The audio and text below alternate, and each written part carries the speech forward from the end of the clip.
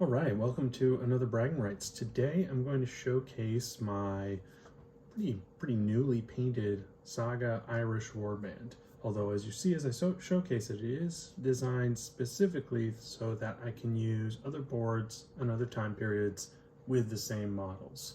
Although, that's still a work in progress. All right, let's get in. First of all, we've got 3 objective markers. Are these Scottish? Are these English, Welsh, Celt? I don't know, but we have some menhirs here, and these are a little larger than a typical objective marker, but I only play Saga today with a local league, and this sort of thing works fine for our league. If I were to go to a really formal Saga tournament, I would probably just bring 40mm diameter circles and put them down there clearly marked.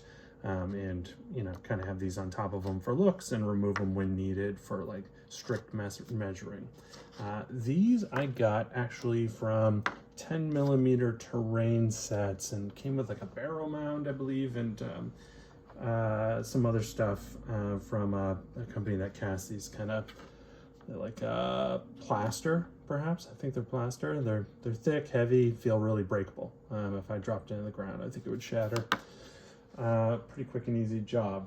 Now, the vast majority of the models in this Warband are from Wargames Atlantic, from the Wargames Atlantic Irish kit, which is just such a strong, versatile kit.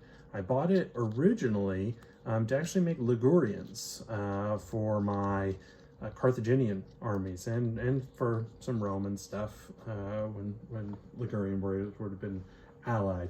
The reason I went with this kit is for basically this body, and there's a body that's just like it, that allowed for long sleeve tunic, no pants. So sort of that merge between the Latin world and the Celt world. They also are just a tiny bit shorter than the Victrix models I had that went with the same army. So it kind of led to like, visually it let you know that these are kind of stouter, smaller, rugged peoples that would have lived in mountains and foothills. And I used different heads on that project. Anyways, talking about a different project now. These for Saga are my Slingers, and I really liked being able to mix in some stone throwers as well. When painting these, I went to Army Painter, Speed Paints, which, I've really wanted to like, and I've really spent a lot of time with them, and I've had some really good projects with them, but I've also had a lot of failed projects due to the reactivation. And I know a new formula is coming out, but for me, it might just be too late for Army Painter, as I really invested heavily in these without realizing the reactivation properties. And at the time that I bought these, there were just a lot of people kind of saying reactivation wasn't a thing, so I'll be moving on to other manufacturers from here on out, unless Army Painter is giving some sort of a discount to people who can previously show purchase of their 1.0 line, which that would be really great of them as a company to do. And then I'd be happy to invest in their 2.0 line. Anyways, I went with some not exactly drab. I think these are bright considering their earth tones, but these are meant to have a couple of kind of stereotypical Irish look to them. And I wanted the blue, light blues and whites as just a visual way to break up the greens and browns. For the basing, I use Vallejo Dark Earth Gel, and then I put in some small gravel and rocks in there, and it was pretty fun. The rocks match up to the rocks in the hands. You can kind of imagine them picking them up off the ground, which was the intention here. I went with more grass and more greens than I normally would for my basing, and I actually could even see myself adding a little more over time. And this is, again, because I wanted to kind of give the feel of kind of rainy Ireland. So that's a point of Slingers. We have here a few points of Javelin men, as any Irish warband really needs and really benefits from. Now, I started out with these shields using the relic line of buckler transfers, but I found them just to be a bit too much. They look really great, and my friend is going to be using them on his bucklers, but it didn't feel like it went with what I was trying to go for with these troops. I'm trying to keep kind of the heavily patterned stuff to Hearthguard in this particular project, and to Mercenaries to kind of show their status. These are all just plain bucklers in a few different colors. Now I've split them into 3 units. It's 2 points of warriors with Javelin, and I'm gonna run them in these 3 small units. And for these warriors, as you can see, I chose guys in trousers. This is just a kind of visual distinction to make it easier for me to differentiate units. Now, like any good Irish warband, of course, included Warhounds. Pretty cool in a unit, very unique, very set to the Irish warband.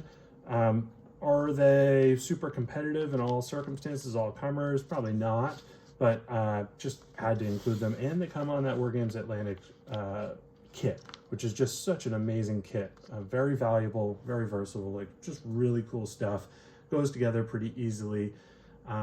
And certainly takes contrast paint well. Next up, I'll do a few heroes I have. I'll save the warlords for later, but we have a priest. I didn't paint the priest, I just rebased him, so I won't spend too much time talking about that. He's a Perry miniature. And then these 2 guys, this is a Goth champion from Footsore Miniatures. Just kind of did a basic job with him. He's just serving as a miscellaneous Dark Ages hero. So he'll be a personal champion in some games, and he's a curade for my Irish when the need arises. Although I think he'll be the first one that gets replaced, because I think I'm going to have him be a personal champion across my Dark Age stuff that's based like this, which will be a few different forces. This is a Irish war chief from Footsore Games, and he is another curade, and I could see fielding him as other things when the need arises, but really he's going to be my go-to curade. In both cases, these guys are meant to be armed with javelins and from a rules perspective, but you know, I didn't really have great options for models for that, and I really liked that guy, so I wanted a chance to use him.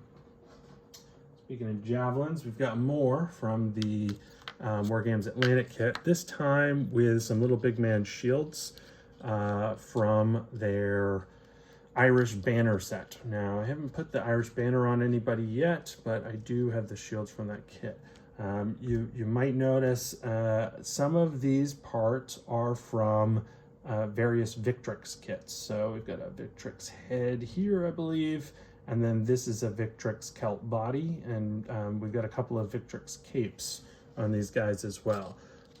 This is kind of 2 reasons. 1, I was just plain running short on Wargames Atlantic parts, and 2, I wanted to add some variety. There's only a couple of capes in the Wargames Atlantic kit. There's a lot of them included, but there's only a couple of different designs. I wanted to add some Victrix ones just for a little more variety. I went for pretty simple on these. Most of them are just 1 color. You know, we've got a little accent color at the trim here, got a little bit of a check design, and like kind of a pronounced check design on this one.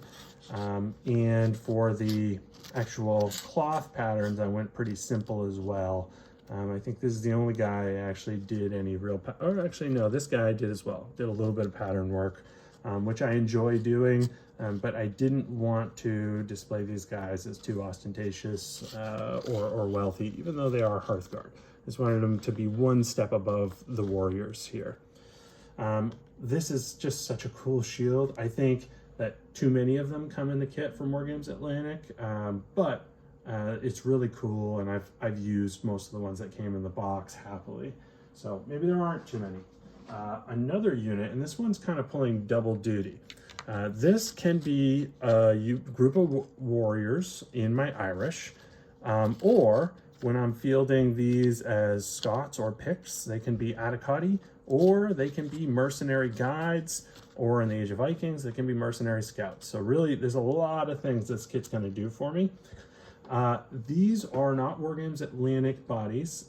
These are heads and bodies from the Victrix Germanic warriors, although I didn't go with any Swabian knots. And then it is capes from Wargames Atlantic Irish, as well as from the Victrix Celts kits. Now, this cape didn't really work. I left it. I think it's fine to have one in the unit that kind of just looks like it's billowing out in a weird way. Maybe a gust of wind is catching them. I think when they all have shields, visually, the shields are going to draw so much of the eye that this will be different. Each of these are going to have like kind of a standard flat round shield with a Pictish transfer from Little Big Man Studios from their Pict banner kit. Comes with 8 transfers. It's going to be perfect for this unit.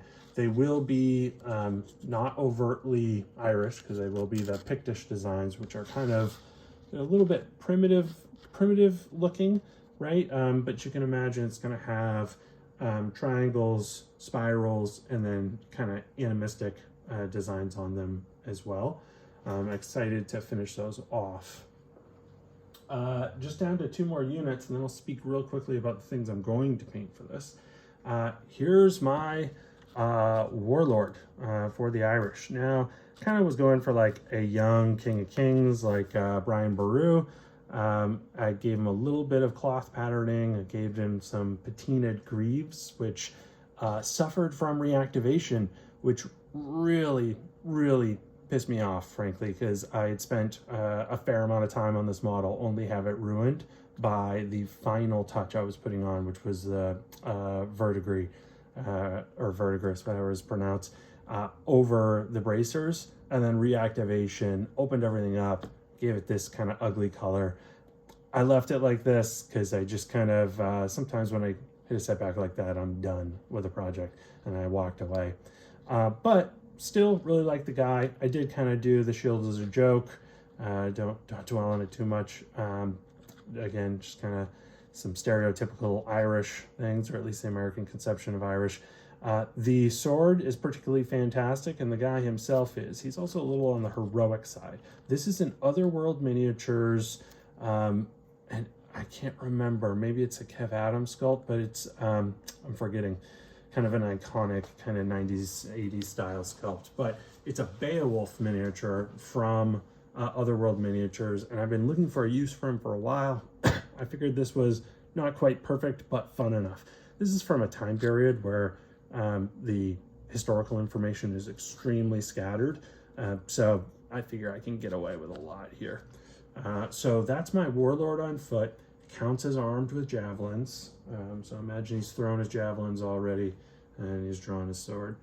And then when I field these as picks, I have this bad boy. So this is completely bits box for me. I had ordered horses and an MDF chariot from a company called Agama Miniatures a while back. I didn't have a use for it, but I just thought, hey, it's gonna be good to have one of these, and it was, I think it might have gotten me over the line for some shipping tier or something. I don't really remember. So I painted those up, and then I have a Wargames Atlantic just kind of dude that I put on with a Victrix billowing cape that kind of shows the movement of the piece. I still need to add a shield, and I'm actually going to add a shield that has a transfer from that Pictish banner set that I said before. I might mount a banner on it if I can find a nice space and it looks visually cool, like a banner kind of flapping the wind behind this guy would really make him stand out. I'm not sure it's needed. I did add some patterning on the cape, nothing too extreme. I was going to add cuffs and kind of trim line in the center of this tunic, but didn't do it because I had already added the cape and I thought that was enough for it. The chariot is an option. I don't think it's required for the Pictish Warlord, but it is an option, and it's hard to turn down that option because it's just so cool. Whether or not it's the best, I don't know, but it is so cool. Like the others, I went with a little more green than or a lot more green than I normally would, as well as that kind of rock scatter throughout. So what's up next for this army? Well, I need to finish some shields, need to finish some transfers. I think I have my Irish just about done. I'm going to add a Wandering Bard as a hero choice, and then I need to have on hand a couple of miscellaneous heroes for the scenarios where you need a hero model, Like, you know, there's one where you need a soldier or a brute or a princess, that sort of thing. So I'll probably have 2 options for that painted up. For the picks, I have coming in the mail Footsore Miniatures Crossbow Levy, 12 of those, which I'm going to add for when I field these as picks. And I have sitting on my painting table right now 6 Gripping Beast Dark Age Cavalry that I've converted to have Wargames Atlantic bits, including the arms. That kit, we'll get into it more when I go through it, but that kit's really shows its age. So I wanted to update it with some newer components. That will be my Hearthguard for my Irish, as well as for my picks, you know, Javelin, Armed Cavalry, Hearthguard. And when I continue to expand this army, I actually think I might branch into Strathclyde with these. And at that point, I'll expand into more mounted troops, which will be fun. So I may be adding more of those Dark Age Cavalry.